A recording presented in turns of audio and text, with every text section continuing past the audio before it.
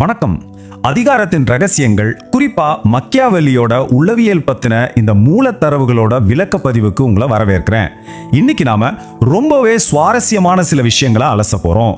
மற்றவங்க உங்களை எப்படி பார்க்கறாங்க, சமூகம் உங்களுக்கு கொடுக்கிற மரியாதையை எப்படி மாத்தி அமைக்கலாம் அப்படிங்கிற சில சீக்ரெட்ஸ் இதுல இருக்கு. இது கண்டிப்பா உங்களுக்கு ரொம்பவே யூஸ்ஃபுல்லா இருக்கும். சரி, வாங்க நேரா விஷயத்துக்குள்ள போயிடலாம். முதல்ல நாம எல்லாரும் அன்றாட வாழ்க்கையில சந்திக்கிற ஒரு சாதாரண பிரச்சனையிலிருந்து ஆரம்பிக்கலாம். நீங்க ஒரு மீட்டிங்ல இருக்கீங்க, ஒரு சூப்பரான ஐடியாவை சொல்றீங்க, ஆனா யாருமே அதை காது கொடுத்து கேட்க மாட்டாங்க. ஆனா சரியா 5 நிமிஷம் கழிச்சு வேற ஒருத்தர் அதே ஐடியாவை சொல்லும்போது எல்லாரும் கை தட்டி பாராட்டுவாங்க. அந்த ஐடியாவுக்கான முழு கிரெடிட்டையும் அவரே தட்டி செல்வார். நாமளும் நம்ம முறை வரும்னு பொறுமையா காத்துட்டே இருப்போம். ஆனா அந்த முறை வரவே வராது. இது ஏன் நடக்குதுன்னு எப்பயாவது யோசிச்சு பார்த்திருக்கீங்களா? உண்மையில சொல்லணும்னா இது உங்க திறமை இன்மையால நடக்கிறது கிடையாது. சின்ன வயசுல இருந்தே நமக்கு ஒரு பொய் சொல்லப்பட்டு வந்திருக்கு.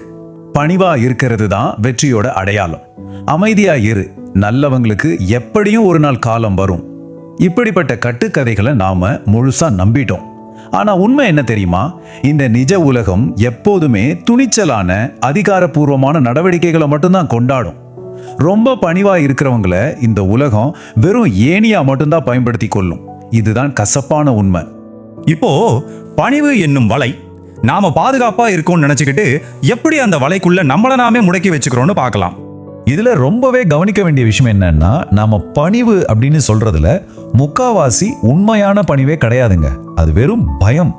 மற்றவங்க நம்மளை பத்தி என்ன தப்பா நினைச்சுக்குவாங்களோ அப்படிங்கிற பயமும் நமக்கான இடத்தை பிடிச்சுக்க தயங்குற அந்த மனநிலையும் தான் போலி பணிவா மாறுது.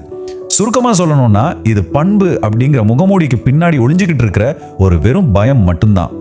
கொஞ்சம் யோசிச்சு பாருங்க. நாம எந்த தப்புமே செய்யாதப்ப கூட சும்மா சாரி கேட்கறது, ஒரு ரூம்குள்ள நுழையும் போதே நம்மள நாமே ரொம்ப சுருக்கிக்கிட்டு நடக்கிறது, இல்லைன்னா நம்மளோட பெரிய வெற்றிகளை பத்தி மற்றவங்க கிட்ட சொல்ல தயங்குறது, இப்படி ஒவ்வொரு தடவை நாம செய்யும் போதும் நான் ஒரு பொருட்டே இல்லை அப்படின்னு நம்ம மூளைக்கும் இந்த உலகத்துக்கும் நாமளே ட்ரைனிங் கொடுத்துக்கிட்டு இருக்கோம்.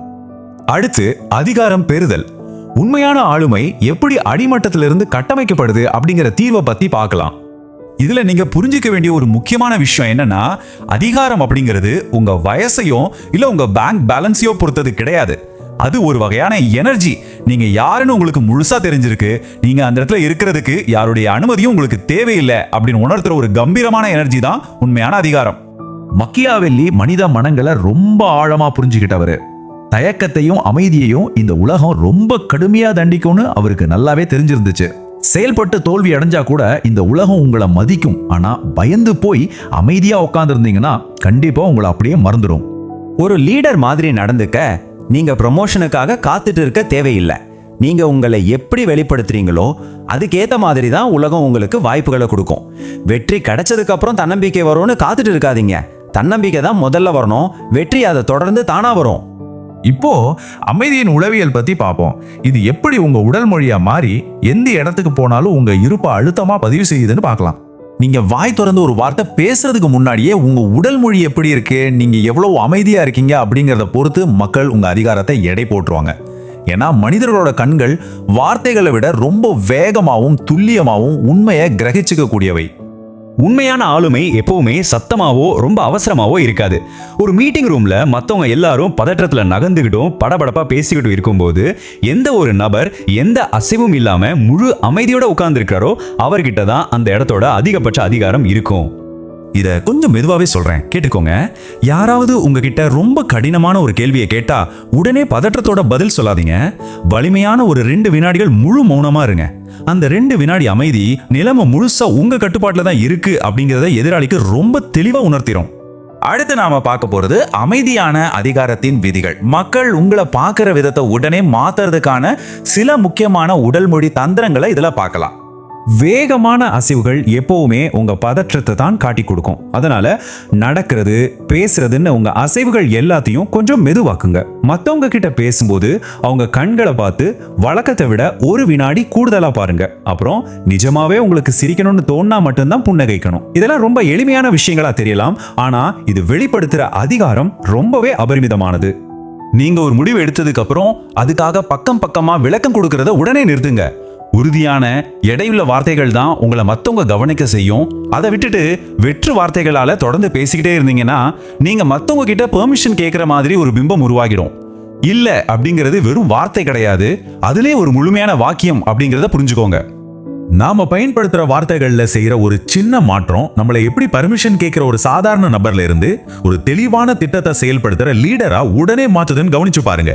இது உண்மையிலேயே ஒரு பெரிய கேம் சேஞ்சர். உங்களுக்கான வெற்றிகள் கிடைக்கும் போது அதுக்கான பெருமையை நீங்க உடனே ஏத்துக்கணும். அது மத்தவங்க கண்ணுக்கு தெரியாம போக விட்டுடக்கூடாது. அதே போல உங்களுக்குன்னு சொந்தமா ஒரு சிந்தனை இருக்குன்னு காட்டுறதுக்காக எப்பயாவது ஒரு முறை ஆக்கப்பூர்வமா முரண்படுங்க. யாராவது உங்க கருத்தை எதிர்த்தா உடனே பயந்து போய் பின்வாங்கிடாதீங்க. உங்க இடத்துல நீங்க உறுதியா நில்லுங்க. மறுப்பதில் உள்ள வலிமை என்னன்னு பார்ப்போம். அதிகாரம் அப்படிங்கிறது நீங்க செய்யற செயல்களால மட்டும் உருவாகிறது கிடையாது. எதை செய்ய உறுதியா மறுக்கிறீங்க அப்படிங்கறத வச்சுதான் கட்டமைக்கப்படுது. எல்லார்கிட்டயும் நல்ல பேர் வாங்கணும்னு நினைச்சு எல்லாத்துக்கும் ஓகே நான் செய்றேன்னு சொன்னீங்கன்னா உங்க மதிப்பு தானாவே குறைஞ்சிடும். ஆனா தேவையில்லாத விஷயங்களுக்கு தெளிவாகவும் ரொம்ப அமைதியாகவும் இல்லைன்னு சொல்ல பழகுங்க. இது உங்க நேரம் ஒரு விலை மதிப்பற்ற தங்கம் மாதிரி அப்படிங்கறத மக்களுக்கு கத்துக் கொடுக்கும். எல்லாத்துக்கும் தலையாற்ற ஒரு எந்திரமா இருக்கிறத நீங்க நிறுத்தும் போது ஒருவேளை சில பேரை நீங்க இழக்க நேரிடலாம். பரவாயில்ல, அது ரொம்ப இயல்பான விஷயம்தான். ஆனா இந்த மாற்றத்துக்கு அப்புறமும் உங்க கூடவே இருக்காங்க பாத்தீங்களா, அவங்க தான் உண்மையிலே உங்களை மதிக்கிறவங்க. அடுத்த ஒரு 30 நாட்களுக்கு உங்களை நீங்களே குறைச்சு மதிப்பிடுற அந்த பாரமான போலி பணிவு பழக்கத்தை விட்டுட்டு பாருங்க. உங்களோட உண்மையான ஆற்றல் மறுபடியும் உங்ககிட்டயே முழுசா திரும்பி வர்றத நீங்க கண்கூடா பாப்பீங்க. இந்த உலகமும் உங்க உண்மையான திறமைக்கேத்த மாதிரி தன்னை மாத்தி அமைச்சுக்க ஆரம்பிக்கும். இப்போ நம்ம கடைசி பகுதிக்கு வந்துட்டோம். உங்களுடைய அடுத்த சந்திப்புக்கு போகும்போது இந்த முக்கியமான சிந்தனையோட போங்க.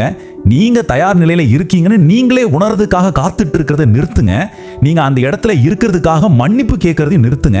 உங்களுக்கான இடத்த நீங்களே தைரியமா எடுத்துக்க ஆரம்பிங்க. சரி சொல்லுங்க, இனிமே நீங்க தயங்க போறீங்களா இல்ல துணிச்சலா செயல்பட போறீங்களா? முடிவு முழுக்க முழுக்க உங்க கையில தான் இருக்கு.